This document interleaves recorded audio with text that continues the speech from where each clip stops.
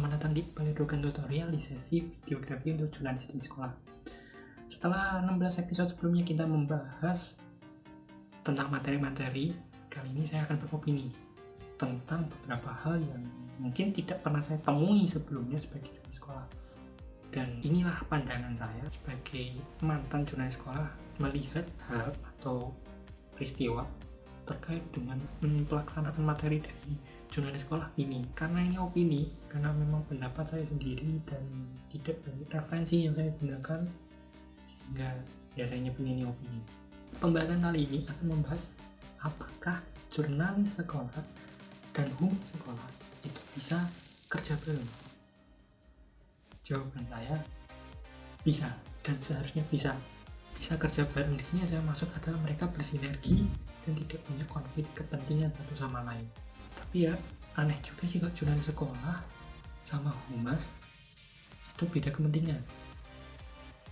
Ini kalau bukan perkara ego pelaksananya, tahu juga sih itu kenapa, tapi ya ini dari pandang siswa saja. Kita tidak akan membahas tentang konflik internal kantornya, tapi kita akan membahas dari perspektif siswanya. Langsung aja kita mulai. Sebelum kita membahas lebih jauh, kita akan membahas public relation itu apa. Public relation sendiri atau humas itu merupakan sebuah proses interaksi di mana humas atau PR itu menciptakan opini publik sebagai input yang menguntungkan kedua belah pihak dan menanamkan pengertian, menumbuhkan motivasi dan partisipasi publik, menanamkan keinginan baik, kepercayaan, saling adanya pengertian dan citra yang baik dari publik. Jadi public relation atau humas ini sih yang mengurusi hubungan antara satu perusahaan publik dan perusahaan atau instansi yang menentukan kelanjutan dari lembaga tersebut. Kemudian terkait dengan humas sekolah, fungsinya itu apa aja sih? Kalau aku ngetik dari internet, ya pada dasarnya fungsinya adalah penghubung dengan komite sekolah, dengan masyarakat itu.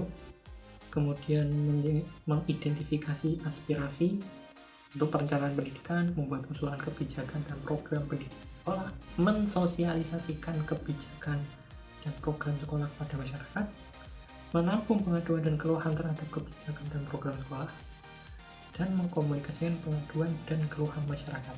Nah, ya itu secara umum. Kemudian fungsi humas itu juga bisa diterjemahkan sebagai corak informasi program, kegiatan, dan prestasi dan apapun itu yang mungkin bersifat sensitif. Lagi-lagi ya ini melibatkan soal citra sekolah itu sendiri. Kemudian jurnalistik siswa sendiri yang memang pada dasarnya adalah sebuah ekstrakurikuler yang digunakan untuk mewadahi siswa dalam mengembangkan bakat dan minatnya.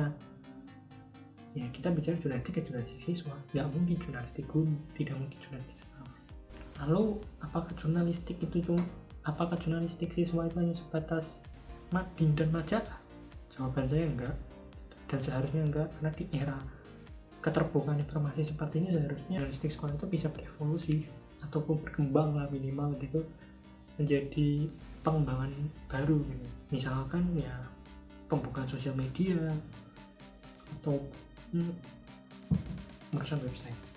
Lalu terkait dengan pernyataan saya yang mengatakan bahwa seharusnya jurnalis dan humas sekolah itu bisa bersinergi, itu bisa diimplementasikan dalam beberapa hal.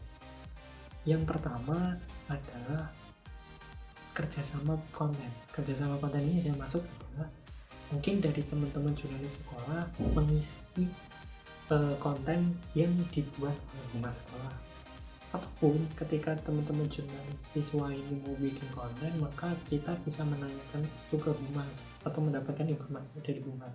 Jadi saling melengkapi. Mungkin kalau siswa diminta untuk wawancara pejabat katakanlah yang minta dari humas, ya bisa saja dilakukan gitu. Ya dengan ilmu di jurnalistik saya rasa mengolah pertanyaan untuk narasumber itu ya bisa. Ataupun kita bisa melakukan pemusatan informasi. Jadi konten yang dibuat oleh teman-teman jurnalis siswa ini diwadahi oleh humas. Itu salah satu contoh ya. Tapi kalau mau bikin sendiri ya tidak masalah, karena pengalaman saya adalah dulu bikin sendiri perubahan di Humas itu terjadi setelah saya lulus, jadi saya tidak tahu apa-apa tentang hal itu. Kemudian yang kedua adalah perbedaan perspektif dalam mengangkat sebuah informasi. Yang saya maksud di sini ada semisal ada seseorang siswa yang berhasil meraih juara. Ketika Humas hanya membahas soal menang lomba apa, juara berapa, diraih siapa, atau ya dalam artian cuma membahas itu, maka jurnalis sekolah, jurnalis siswa bisa mengangkat feature atau mungkin materi yang selain ataupun pengembangan dari konten yang sudah ada. Misalkan profil siswanya ataupun tips and trick itu di balik layar dan sebagainya bisa kalian lakukan. Kemudian ketiga, terkait dengan ekstrakurikuler ini wadah untuk mengembangkan minat. Jadi ya ngapain sih ada konflik kepentingan gitu. Bahwa seharusnya jurnalis siswa itu yang mewadai kemampuan siswa untuk mengembangkan kemampuan bakat minatnya di bidang jurnalistik. Dan ini juga berarti bahwa bukan semena-mena terus siswa dieksploitasi, bahkan mungkin bisa berdampak ke akademik. Ini akan saya bahas di episode berikutnya. Dan yang terakhir ya pengembangan konten, terutama di era pandemi seperti ini tentu kita dituntut untuk kreatif. Bagaimana tetap aktif memberikan informasi, sedangkan di era seperti ini kita bertemu aja susah, kita tidak bisa berkumpul, tidak bisa membahas bersama secara langsung, secara tatap muka, dan itu yang perlu diperhatikan. Demikian video pembahasan dan opini saya pribadi terkait dengan jurnalis dan humas sekolah yang seharusnya bisa bersinergi memberikan informasi yang sama ke publik dengan sekolah. Jangan lupa like, share, komen, dan jangan lupa subscribe ini. Thank you and break